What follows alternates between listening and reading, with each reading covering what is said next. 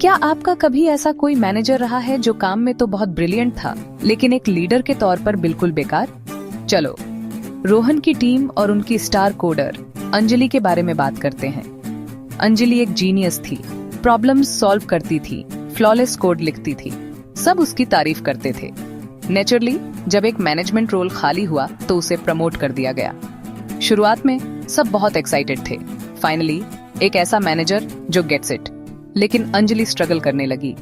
वह micro manage करती थी, कॉन्फ्लिक्ट्स हैंडल नहीं कर पाती थी और अपर मैनेजमेंट के साथ कम्युनिकेट करने में फेल हो गई। टीम का मोराल गिर गया, डेडलाइंस मिस होने लगी, टेक्निकल इश्यूज की वजह से नहीं बल्कि खराब प्लानिंग की वजह से। कंपनी ने अपनी बेस्ट कोडर खो दी और उसे एक नाखुश ओवरवेल्म्ड मैनेजर मिल गया। ये रेयर नहीं है, ये हर जगह होता है, ऑफिस में, हॉस्पिटल्स में, स्कूल्स में। हम ऐसा क्यों मान लेते हैं कि एक जॉब में अच्छा होना मतलब अगली जॉब में भी आप अच्छे होंगे? जो स्किल्स किसी को टॉप परफॉर्मर बनाती है वे शायद ही लीड करने के लिए जरूरी स्किल्स से मैच करती हैं। ये किसी इंडिविजुअल की फेलियर नहीं है, ये हमारे प्रमोशन के तरीके में एक फ्लॉ है।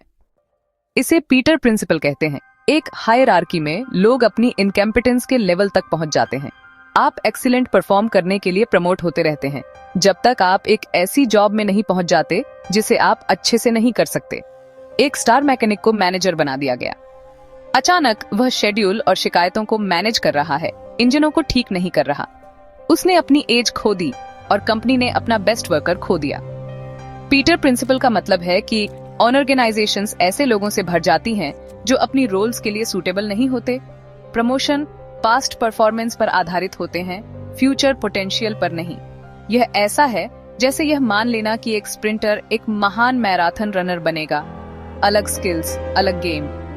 अगले रोल की स्किल्स का असेसमेंट न करके कंपनीज अपने बेस्ट लोगों को फेल होने के लिए सेट कर देती है। यह हर मैनेजर के खराब होने के बारे में नहीं है बल्कि एक ऐसे सिस्टम के बारे में है जो गलत चीजों को रिवॉर्ड करता है। समय के साथ ज्यादातर लीडरशिप रोल्स ऐसे लोगों से भर जाते हैं जो तालमेल बिठाने के लिए स्ट्रगल कर रहे होते हैं। नतीजा, एक वर्कफोर्स जिसे ऐसे लोग लीड कर रहे हैं जो अपनी लिमिट से बाहर हैं। पीटर प्रिंसिपल सिर्फ एक थ्योरी नहीं है, यह ज्यादातर ऑर्गेनाइजेशंस में एक रियलिटी है। और इसीलिए हम में से बहुत से लोग सोचते हैं, मेरे बॉस को यह जॉब कैसे मिली? पीटर प्रिंसिपल सिर्फ थ्योरी नहीं है, यह हर जगह है। कोडेक ने डिजिटल कैमरा इन्वेंट किया लेकिन अडेप्ट नहीं कर पाई, ऐसे लीडर्स के साथ अटकी रही जो पुरानी दुनिया में एक्सीलेंट थे।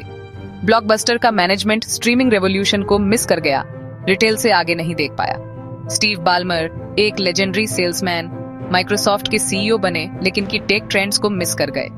जॉन स्कली एक मार्केटिंग जीनियस एप्पल के सीईओ के रूप में फ्लॉन्डर कर गए, यहाँ तक कि स्टीव जॉब्स को भी निकाल दिया। डिक फुल्ड एक टॉप ट्रेडर लेहमन ब्रदर्स को सीईओ के रूप में डिजास्टर में ले गए।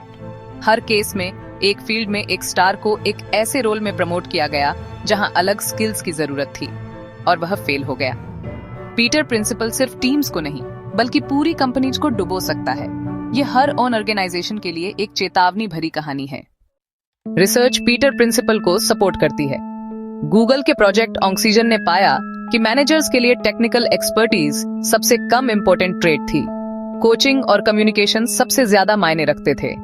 स्टडीज दिखाती हैं कि मैनेजर्स के रूप में प्रमोट किए गए टॉप सेल्स पीपल अक्सर सबसे खराब लीडर बन जाते हैं, टीम्स को नीचे खींचते हैं। पास्ट परफॉर्मेंस के आधार पर प्रमोशन का लॉजिक बहुत गलत है। कुछ लोग तर्क देते हैं कि यह इनकम्पिटेंस नहीं है बल्कि प्रमोशन के बाद एफर्ट में कमी है, मीन की तरफ रिग्रेशन। फिर भी हिस्ट्री और डेटा कोर प्रॉब्लम दिखाते हैं।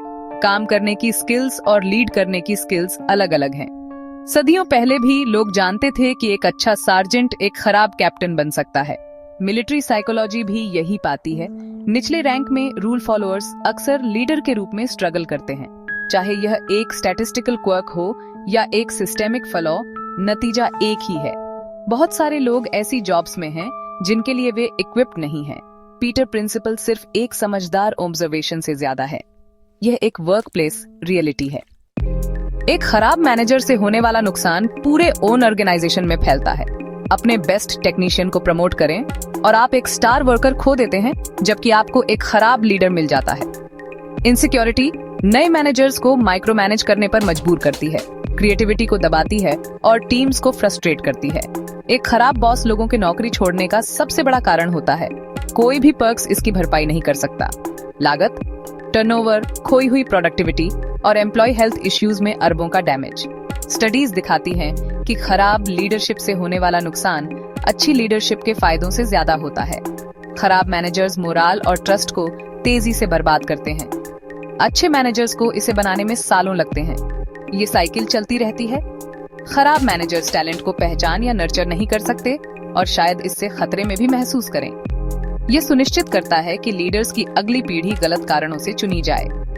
नतीजा, एक शिप जिसे ऐसे लोग चला रहे हैं जो नेविगेट नहीं कर सकते, एक क्रू को ऑफ कोर्स जाने के लिए ट्रेन कर रहे हैं। पीटर प्रिंसिपल बताता है कि महान मैनेजर्स इतने रेयर क्यों होते हैं। लगभग 10 में से केवल एक व्यक्ति में मैनेजमेंट के लिए नेचुरल टैलेंट होता है। मोटिवेट करना, ट्रस्ट बनाना, स्मार्ट डिसीजन लेना।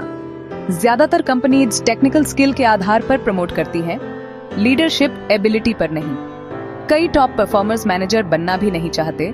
वे स्ट्रेस और सेटिस्फैक्शन के नुकसान को देखते हैं। जो लोग मैनेज करने के इच्छुक और सक्षम दोनों हैं, उनका पूल बहुत छोटा है। कंपनीज अक्सर इसे इग्नोर करती हैं, अनिच्छुक या अनसूटेबल कैंडिडेट्स को प्रमोट करती हैं। महान मैनेजर्स एक बहुत बड़ा कॉम्पिटिटिव एडवांटेज होते हैं, लेकिन ज्यादातर टीम्स को कभी एक भी नहीं मिलता। ज्यादातर के लिए काम खराब लीडरशिप में फ्रस्ट्रेटिंग और डिमोटिवेटिंग बन जाता है। सिस्टम 10 में से गलत 9 को रिवॉर्ड करता है, सबको औसत दर्जे के लिए तैयार करता है। अच्छी लीडरशिप की तलाश क्रिटिकल है और अक्सर अनसक्सेसफुल रहती है। तो हम इस टूटी हुई सीढ़ी को कैसे ठीक करें? सक्सेस को मैनेजमेंट से अलग करें, टेक्निकल और लीडरशिप ग्रोथ के लिए पैरेलल ट्रैक्स बनाएं। टॉप परफॉर्मर्स को उनके फील्ड में सीनियर रोल्स से रिवॉर्ड करें, न कि जबरन मैनेजमेंट से। मैनेजर्स को उनकी लीडरशिप पोटेंशियल के लिए चुनें, असेसमेंट्स और टीम इनपुट का उपयोग करके। कुछ रिसर्च बताती है कि रैंडम प्रमोशंस भी हमेशा बेस्ट परफॉर्मर को चुनने से बेहतर परफॉर्म कर सकते हैं। लैटरल मूव्स ऊपर जाने से पहले ब्रॉडर स्किल्स डेवलप करने में मदद कर सकते हैं। इंडिविजुअल्स के तौर पर हमें फिर से सोचना चाहिए कि करियर सक्सेस का क्या मतलब है। शायद ये मास्टरी है, न कि सिर्फ क्लाइंबिंग द लैडर।